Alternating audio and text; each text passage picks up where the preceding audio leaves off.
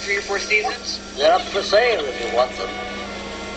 Let me see your identification. You don't need to see his identification. We don't need to see his identification. These aren't the droids you're looking for. These aren't the droids we're looking for. He can go about his business. You can go about your business. Move along. Move on. Move on.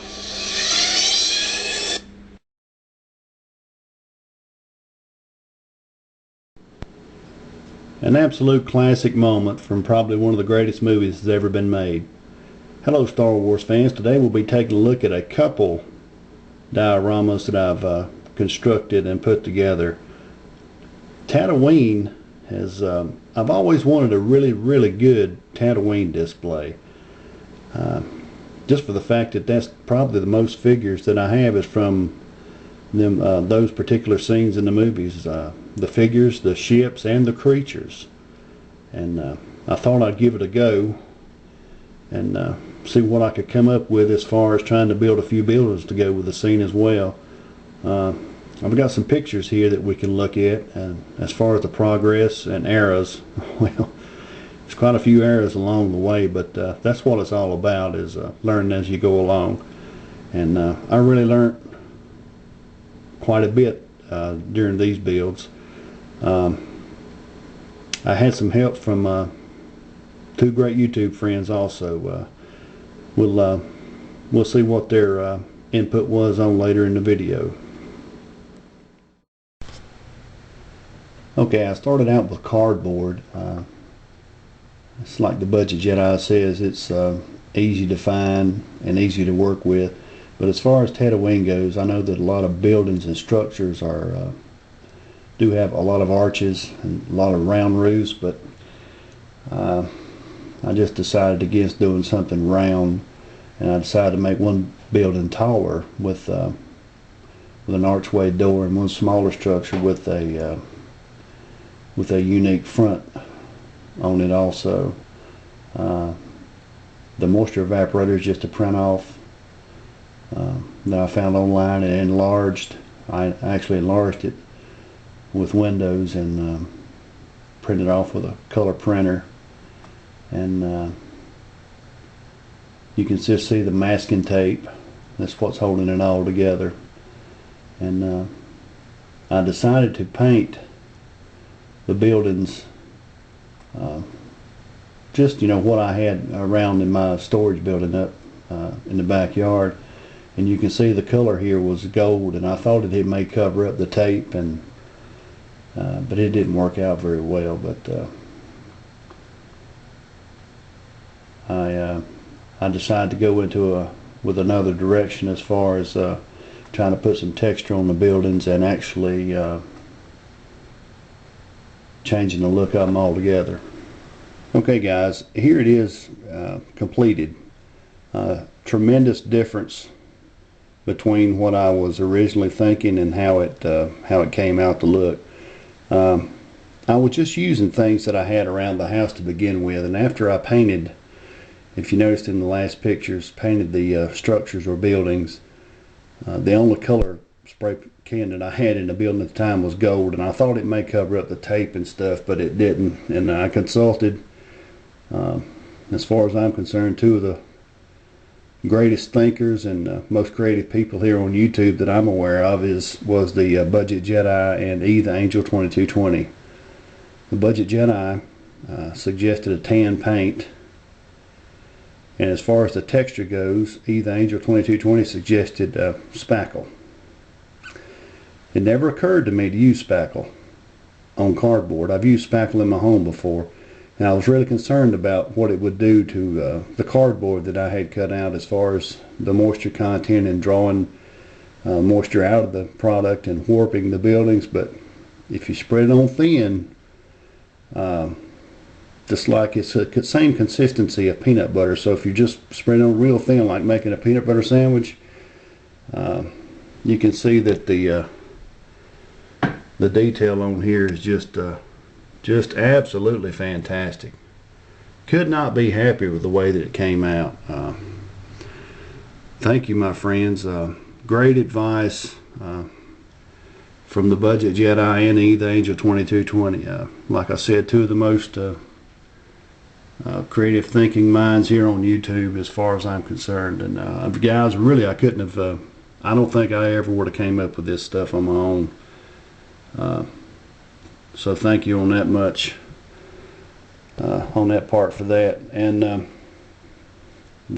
I bought, this is actually foam board, because this, I've got another piece cut down the size to go inside my DTOF case. This is going to be displayed downstairs in the bigger form, but the DTOF case is only around 15 inches wide, so it's a separate section for that, and it won't have but one of the buildings in it. But as far as the color content, oh, the foam board I bought too, you can see, I don't know, the camera's not showing it probably. I bought this foam board at Walmart for $2. It's orange, and I bought orange just due to the fact I thought if any of the color didn't really come or get bled out through the paint, it would show up orange. So I think it looks good. It's got just a really textured background. And if anybody's interested in building a Tatooine display or anything like Mos Eisley, right here's what you need. This is Tatooine in a can as far as I'm concerned. It's multi-textured spray, and it's just it's real rough, but as far as the texture goes, your figures won't have any trouble at all standing up on it. You can see the how the texture really did improve the overall look of it. Actually, you can still see the back of it right there. That was the color that it was originally, that gold color. So and the moisture evaporator is just a print off. You can actually see I got a toothpick glued in there into the back of that to hold the top of it up. I found this image online. It just enlarged it and printed it off. I think it came out to look fairly realistic. So we're going to cut away from this, and we'll come back and look at the completed scene. Okay guys, here's the big scene with all the figures in it. As my good friend the Budget Jedi said, Mos Eisley is a busy place, and he's right.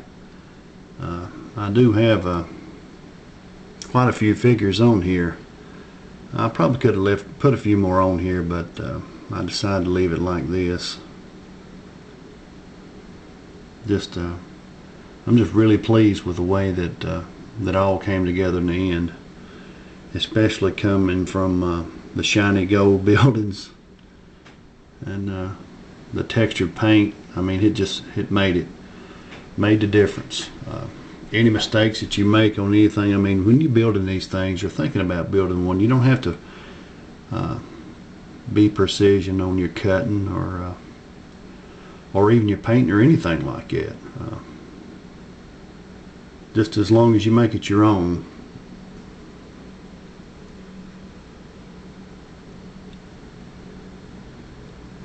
This building right here is I made into like a place where the job was made, work on droids or trade parts.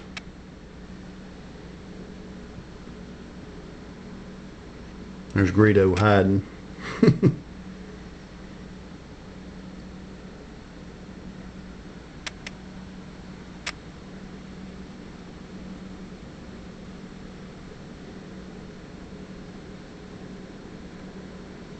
This is my vintage land speeder.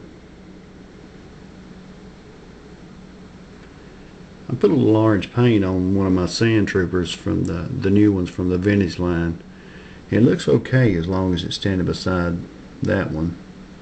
I wanted to mimic the power of the Force, and I like the ones that's got the orange on them, but the only orange I could find today was just a little bit brighter than the one from the power of the Force. I may stick that one in my pocket next time I go and try to match the paint up a little bit better, but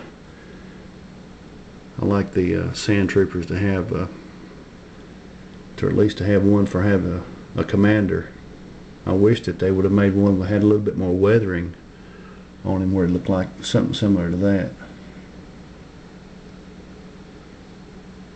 So this is the big scene. The smaller version I'm going to have in my DTOF case, well, I've actually decided not to put a back on either one of them. This is just going to be sitting flat on a table, and one in the DTOF case is going to have one less building, and it's all glass, so I've just decided to leave a back off of it. I think it looks fine just like this.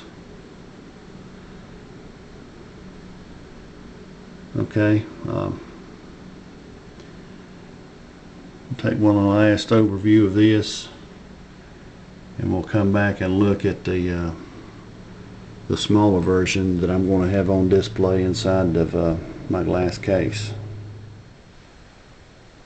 Okay guys, I thought I'd share with you one of the bigger scenes that I'm going to have displayed downstairs. This one will have the Power of the Force,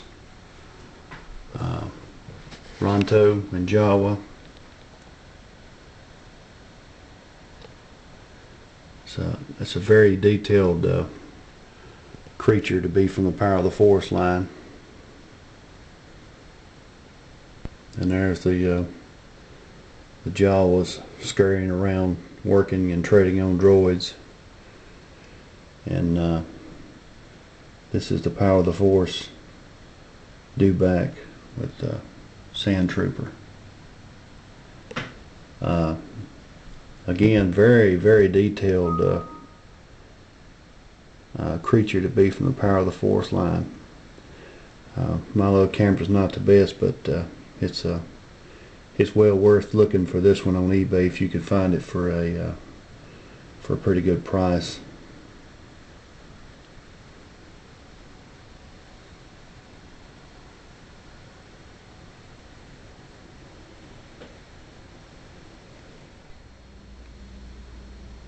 Okay, here's the small version that I have in my glass DTOF cabinet.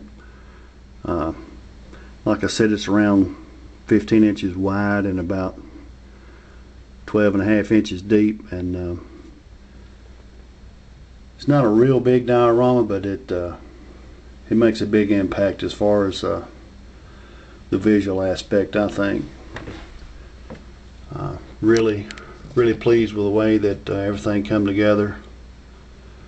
And I decided not to put a back on this. I made one, I tried it in here, and it just didn't look right. I didn't think so. It's surrounded by glass, so I think it looks fantastic just the way it is.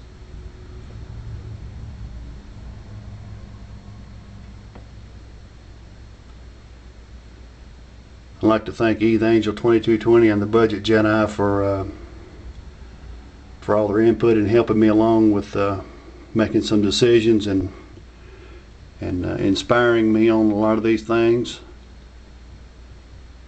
And that's it,